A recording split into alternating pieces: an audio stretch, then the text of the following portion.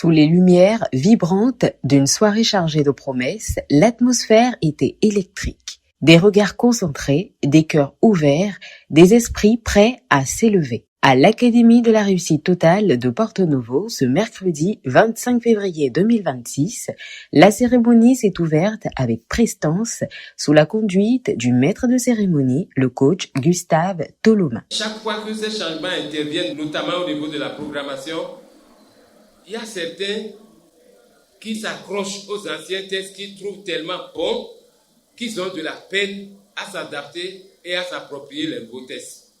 Le danger qu'il y a à ne pas suivre le collectif, c'est que vous êtes en train de ramer à contre-courant. Ce n'est pas des choses qui sont écrites comme ça, non. Il y a une révélation derrière tout ça. Et celui qui se presse de s'approprier ces nouveaux textes, c'est eux qui seront les premiers à en bénéficier. L'hymne national a été interprété avec solennité par le coach Paul Dedino, professeur certifié d'anglais, suivi du credo du FIAD en français et en anglais par le coach Daniel Ronfoso, ingénieur. Enfant du Bénin de Beau, je m'engage à parler de santé, à commit myself to help each of my friends. Puis, le mot de bienvenue du coach Jacqueline Dedjinou Dacon, technicienne supérieure de l'action sociale à la retraite, a enveloppé l'assemblée d'une chaleur bienveillante.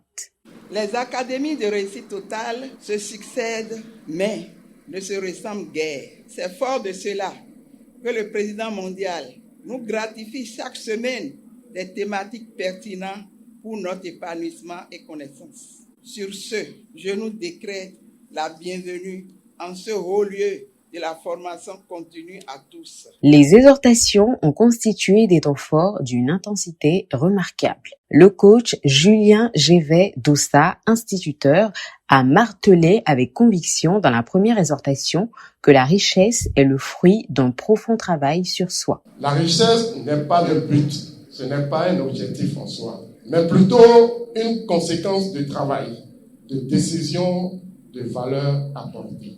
Si vous gagnez 1 million, alors que vous avez une identité de manque, vous perdrez tout à coup sûr.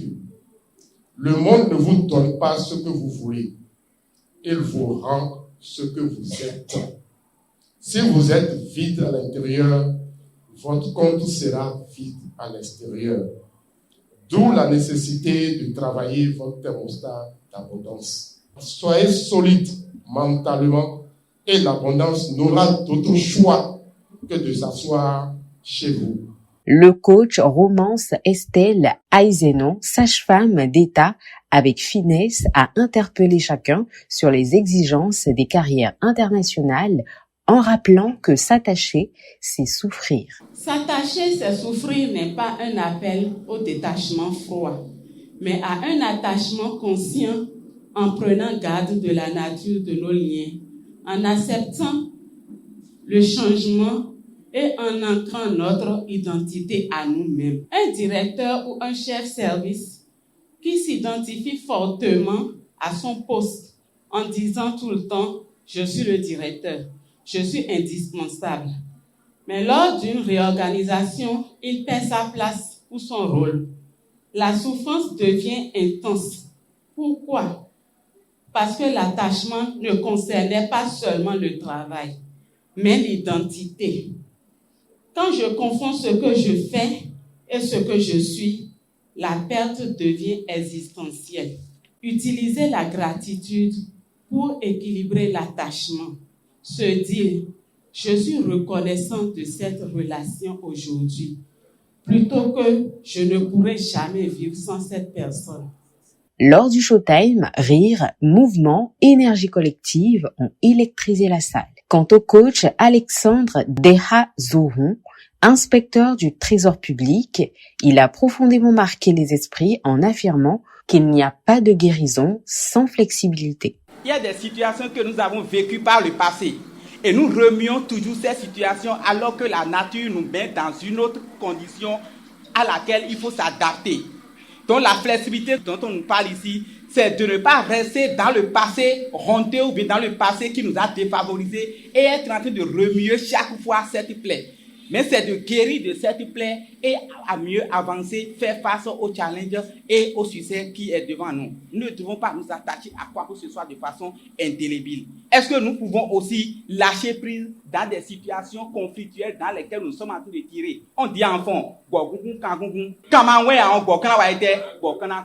quel est ce bord que tu es en train de tirer, Kangougou?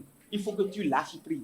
Il faut que tu laisses. Il faut que tu sois flexible pour que demain puisse être meilleur, pour que la plaie intérieure que tu avais puisse guérir. Je vous remercie. L'appel à contribution lancé par le coach Yaya Adjadi, expert en informatique, a ensuite invité chacun à dépasser la posture d'observateur pour devenir acteur engagé de la vision. Dieu ne doit à personne et quand nous donnons au nom de l'univers, nous ouvrons les portes à la réception des bénédictions au centuple.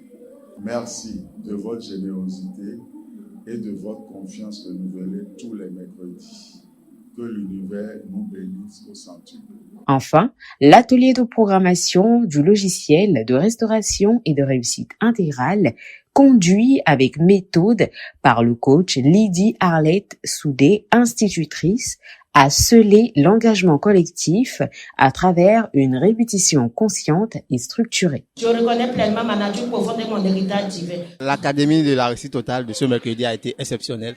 Surtout l'orateur qui a parlé de la flexibilité. Il a touché un point très, très sensible qui m'a fait du bien. En dehors de ça, la nouvelle programmation m'a fait beaucoup de bien. La phase très courte et très rapide, ça nous fait beaucoup du bien. Merci. J'ai beaucoup apprécié ce moment de partage, ce moment d'édification et de développement personnel, de conscience. Je crois que ça serait un bon commencement pour moi et pour longtemps avec l'organisation. Ensemble, après le partage du cocktail, les participants retournèrent chez eux, conscients de ne pas seulement avoir assisté à un programme, mais avoir posé une fois encore les fondations solides du meilleur de leur vie.